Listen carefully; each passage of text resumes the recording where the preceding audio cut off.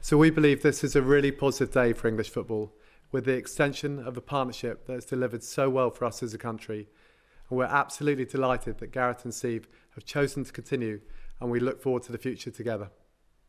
I'd now like to hand over to Gareth. At this point, just like to say how excited we are. The last 5 years have been an incredible experience, and we're really pleased with the progress of the team.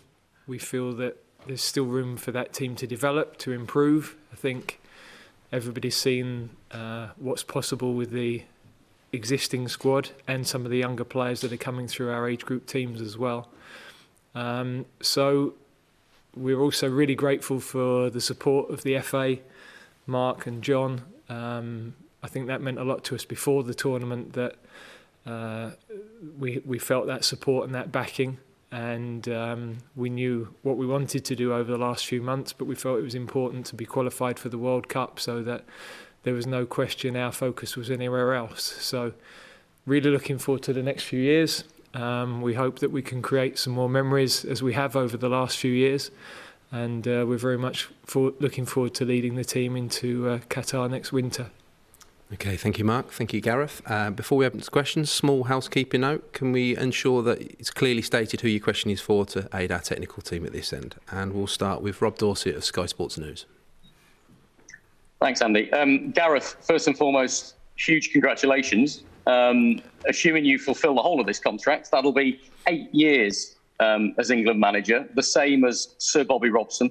Only Sir Winter Walterbottom and Sir Alf Ramsey lasted any longer than that. You'll notice that there's a theme there. They're all Sirs. They've all been knighted. Pretty special company you're in. Yeah, I think that England's been a massive part of my life. Supporter, player, and under-21 manager and now manager. And those people that you're talking about, I've always been aware of the history and the history of our country in footballing terms and tournaments and big matches, and they're things that inspired me as a kid. So to be able to be in a position to connect people to the team as we have done over the last few years has been very, very special, and I felt that there's still opportunity to improve that, to create more of those evenings, more of those memories, and feel that the team can still improve and are continuing to want to improve, and going with the messages that Steve, myself, the coaching team, the whole staff are giving to them. So a very exciting period. I've said before, I think England are in a good place for a number of years to come, and to have the opportunity now of a World Cup and another European Championship is hugely exciting. You mentioned there that you expect them to improve. I mean, you've already made a World Cup semi-final and a Euros final in the last 2 tournaments.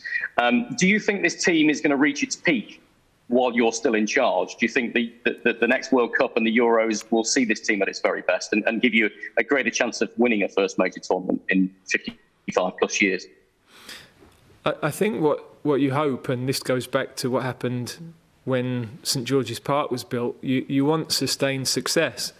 And when we look at the top nations who've won over years and years, Germany, Italy, France, they've had odd fallow periods, but generally they've always been contending for major tournaments, and we've got to try and be in that sort of situation. So although, yes, some of our players will be peaking, we've got to make sure that the team constantly evolves and is always competitive, and that we don't sit and think that we've just got one generation of players that can get to the point we have with this team.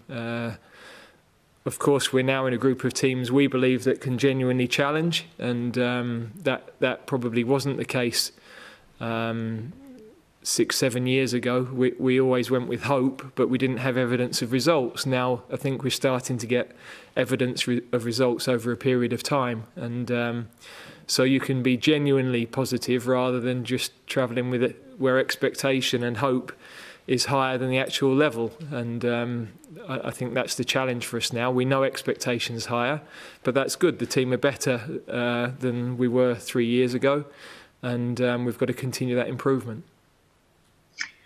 While you were busy in the last international window qualifying for Qatar, 3 Premier League managers' jobs became available. Was there no part of you that was tempted to throw your hat into the ring for one of those?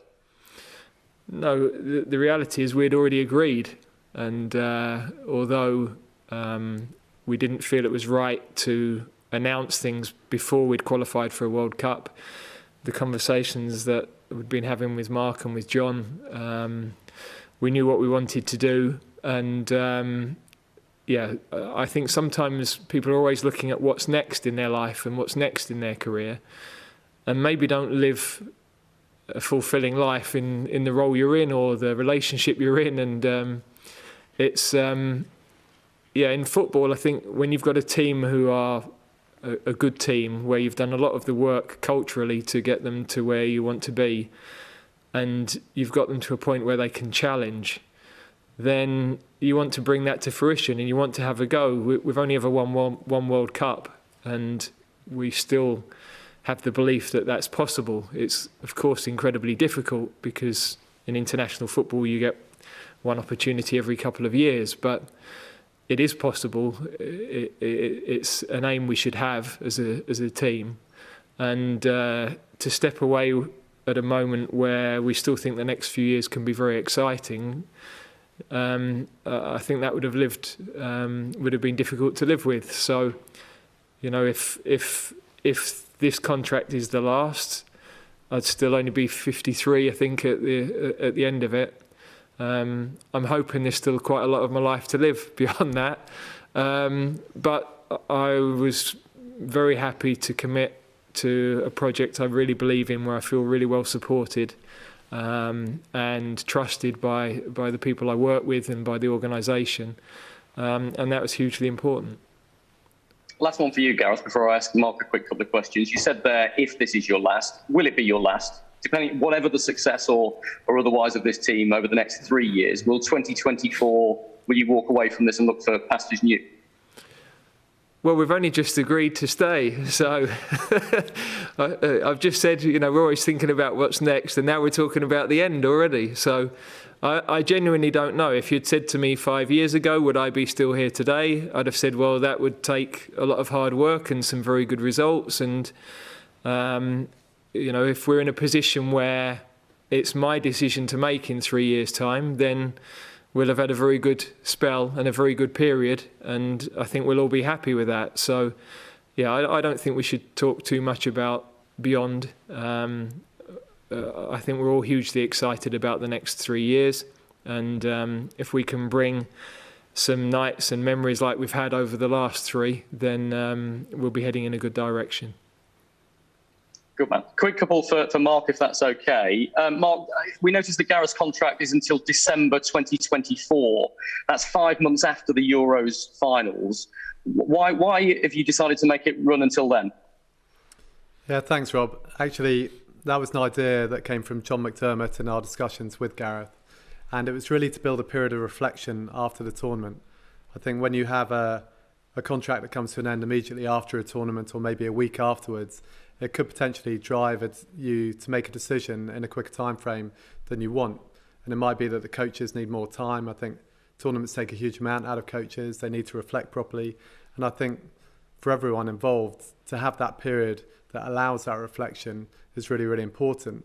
I think the other advantage of it is that it means that the focus before the tournament is not on whether the manager is going to stay or leave, because we know there's the opportunity to carry on until the end of the year. So, as I said, it was John's idea and it immediately made sense to all of us. So that's why we've implemented it. Last one from me. Can I ask if there's a break clause or a fixed compensation fee in the contract if Gareth was to be approached for a club job that tempted him, for example? I think what we've got today is a commitment through till 2024 and the Euros. And as we said, the contract goes through till December. We won't go into any details on the contract. The one thing I would say is there is a break clause after the end of the Euros in 2024 through to that December period we talked about, to allow a bit of flexibility for both parties in that period of reflection. Thank you. Thanks, Rob. Next, we'll go to Carrie Brown, beIN Sports. Thank you. My questions start to Gareth. Many congratulations on the new contract, Gareth. We were quite taken aback by how strongly you felt the scenes in the final had affected your role and the defeat. How close did you come to considering your future as England manager, and what changed? Any concerns? Well, there was never a consideration that I wouldn't go to Qatar. What I wanted to be sure was that I was wholly committed beyond that, and that was something that I felt deserved time. I didn't want to rush into that. I think tournaments anyway take a lot out of you, and I think the way it ended for us inevitably took a lot of emotion and energy, and also we were so quickly back into World Cup qualifying that we needed to move very quickly, and I wanted to allow myself that consideration, because when I commit, I'm committed fully. So I didn't want it to be a case of I'm agreeing something but my mind's somewhere else in 18 months' time. That's not how it is. I've signed to the European Championship, and provided we're still carrying out the job in the right way and the team are playing at the level we believe they can, then that's where we take the next decision. So really that was the thinking. I just wanted to make sure that I wasn't rushing into a decision that further down the line I might regret.